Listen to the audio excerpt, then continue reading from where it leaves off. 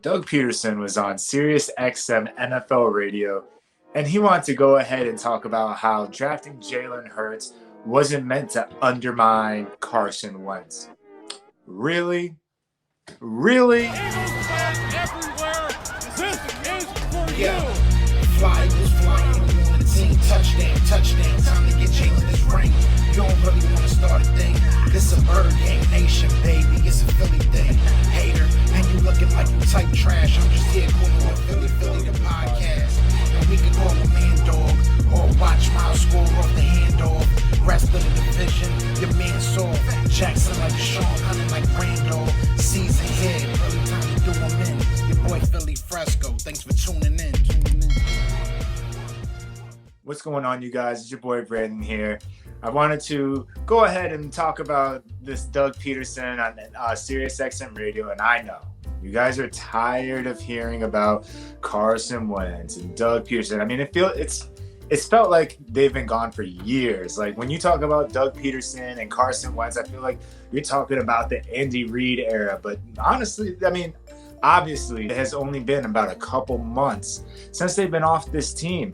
So yes, we talk about it, but it doesn't help that the media continues to talk about it, and guys like Doug Pederson are still talking about it. So it makes me want to go ahead and make a video, and then you know what? I'll also sprinkle a little question for you guys regarding the wide receivers and Jalen Reagor and Devontae Smith. So like I said earlier, Doug Pederson was on Sirius XM radio, and he was saying that the Eagles always were looking for quarterbacks no matter which draft it was. Carson Wentz was supposed to be that guy, and drafting Jalen Hurts wasn't meant to undermine him. The problem with that is I know for a fact somebody in that draft room went, wow, what do you guys think Carson's going to feel? Like, do you guys think he's going to be okay with that? And it was either Howie, Doug, or both of them, or someone else is like, nah, he should be fine. Let's go ahead and draft the guy that was a Heisman finalist. Let's draft the guy that played at Alabama, that played at Oklahoma, that kind of, I don't know, he should have been a first-round pick. We'll see how he goes out in the NFL, but it's a guy, he's just not nobody. It's not a guy that you grabbed in the 4th round, the 5th round, where you're just trying to get a solid backup quarterback because Carson Wentz is that dude.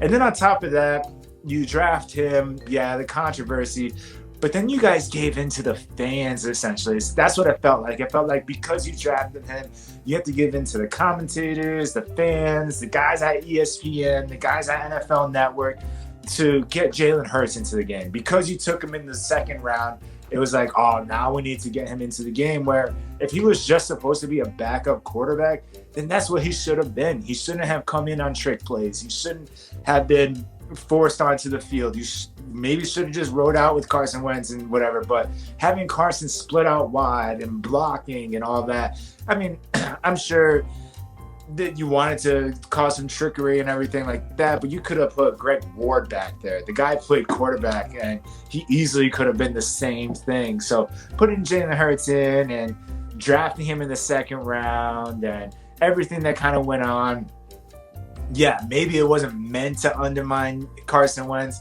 but obviously, and here we are now, months later, that made him feel some type of way. He didn't feel the trust from Howie. He obviously didn't feel the trust from Doug. They weren't talking as much. And now both guys are off the team. So it is what it is. We have Jalen Hurts.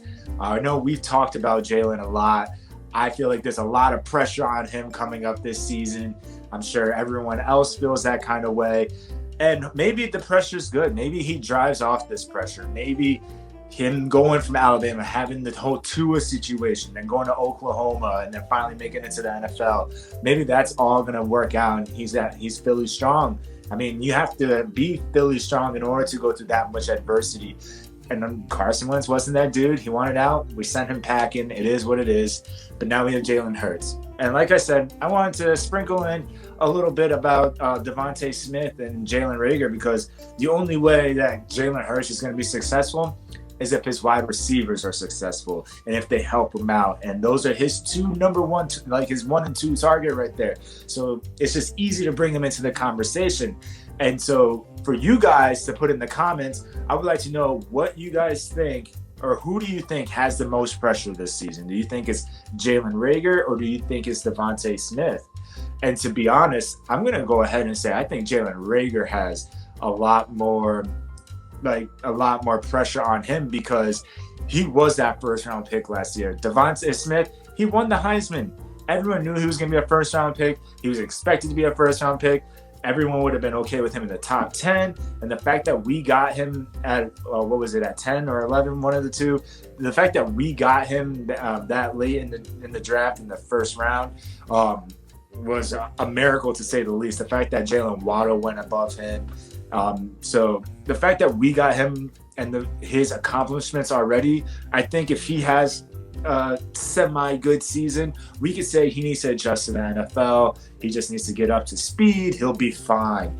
But with Jalen Reagor, he's already had a season here. He's been able to kind of see what the NFL is like. He did get some injuries when he was a rookie. So I know that's something that us fans and people that are going to talk about the Eagles are going to look at. Can he stay healthy? Can he learn this new playbook? Can he gel with Jalen Hurts and be that guy that we wanted him to be last year? I think there was a lot of pressure on him last year, and it's going to be the same thing this year. We saw guys like Justin Jefferson kill it.